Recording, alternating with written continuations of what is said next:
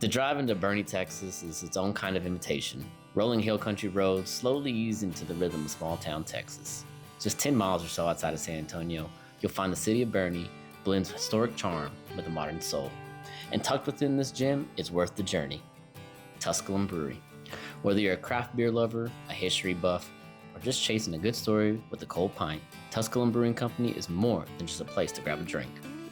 It's a gathering spot with deep roots, named after both an ancient Roman retreat and a quiet corner of Boerne's past. Here, the taps flow with purpose, and every brew carries a bit of a story behind that name. So come along for the ride, and I'll introduce you to the owner, Trip Matthews, and we'll have another and find out why he chose the name Tusculum Brewing Company and how it all started.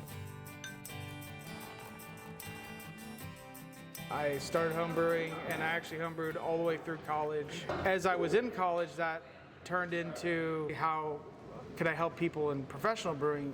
And so I figured out how that there was resources for brewers on lab procedures, and I went to some of my friends that worked at breweries and showed them how to set up those procedures in their breweries, and that's how I got into professional brewing. And then I decided I wanted to come back here, and I sort of put my roots in, and we built what is Tusculum. How did you pick a name? We had a lot of names in the beginning. We had 830 Brewing Company was a big name we had thought about. This building originally was a lumber yard. That's what it was. It was Bergman Lumber Company. And so we went around lumber, things with hammers. Actually, some of our taps used to be hammers.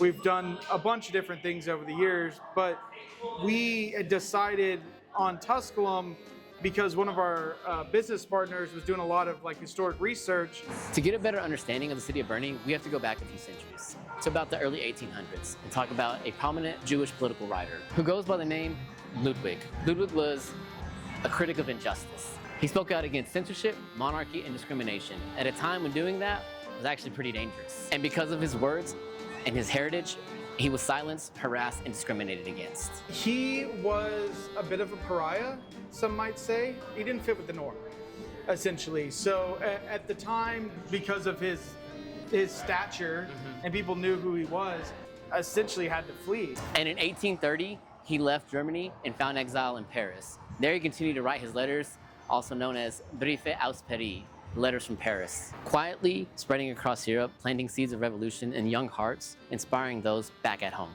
This is Germany when we're still speaking of kings and things like that. Very different than what it is now, in that the upper class and the upper echelon is incredibly rich, and the lower echelon is massively poor. His letters and some of his things were felt by the people in those communities. Among the group were idealists, visionaries, also known as freethinkers. A lot of them had either at that point read his readings or were descendants of first-generation descendants of people that had read his readings. Those freethinkers left for Texas, seeking a colony based on human rights. But where? Where else other than the hill country just outside of Fredericksburg, Texas? They founded a community called Bettina, dreamed of building a utopia, a place where reason ruled and people were free. But you see, dreams are hard to farm. Skilled in philosophy, but not plowing, the settlements failed within a year. Many of them returned to Germany. A few stayed, still chasing the dream that brought them across the ocean. Where they failed is kind of in between, on a map, in between Comfort and Fredericksburg. So what happens after they failed? They move south, they get to Comfort. Comfort is one of the original freethinker settlements. There's no mayor, there's no anything, it's just a settled place. So they have some people that want to move south and some people that want to stay in Comfort. They stopped there, and then that group of 10 broke off, came to literally right up the road here to the Cibolo Creek, and set down their roots and started Tusculum. Tusculum was an ancient Roman town in the hills just outside the city of Rome. It was a place where people could escape the chaos of the city. They could go think, write, and enjoy good company, kind of like you would at a brewery. They read Cicero's writings, which he taught at Tusculum, which was his home in Italy. It was an idyllic, almost, some might say Garden of Eden-esque sort of place. They were here for a little while, and then it grew, the settlement grew. They decided to form it as a city.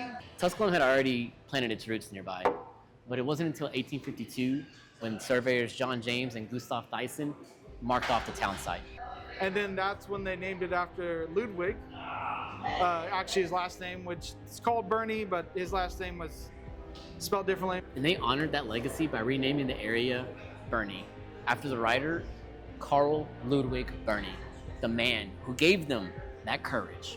Ludwig is sort of coined with or considered the father of free thinking. Their thought of him being the father of that frame of thought, they wanted to do something different. They stepped away from that last sort of group of what you could call the 48ers, that group of 10 at the time, and stepped away and became the founders of modern day Boerne.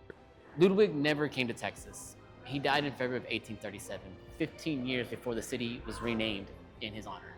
But his spirit lives on here, in the community, in the ideals, and in the freedom they fought to create.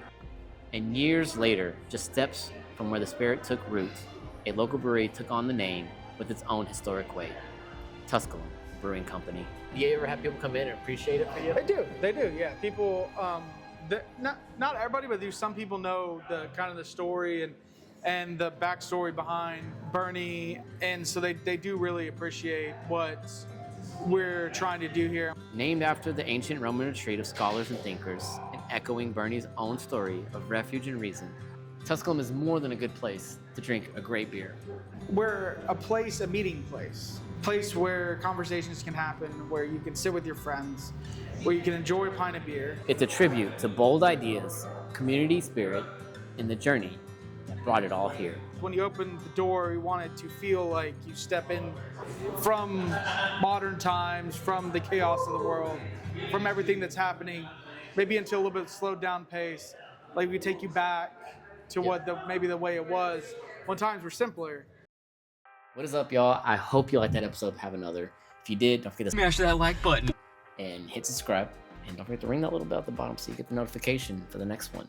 But for real though, y'all don't know how much that helps. It really gets things going. YouTube sees the love and then they'll share that to more awesome people like ourselves. So y'all keep watching, I'll keep creating, and together we'll build the channel. And remember, we don't always need another, but we always need each other. See you in the next episode.